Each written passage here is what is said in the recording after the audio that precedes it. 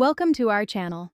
If you want to activate PayPal for in-store purchases, follow these step-by-step instructions to use your PayPal account at physical retail locations.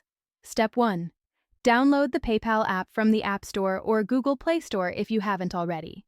Install it on your smartphone. Step 2.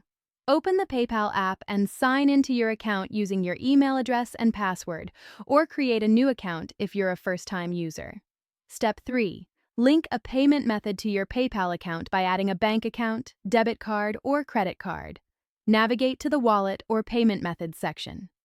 Step 4.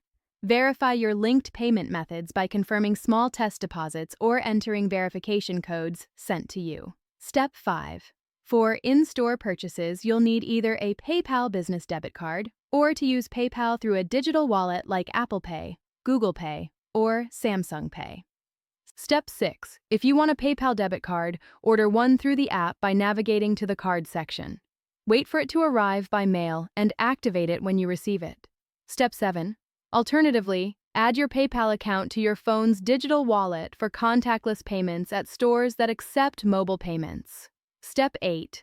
At participating retailers, use your PayPal debit card by swiping or inserting it at the payment terminal, or tap your phone for contactless payment.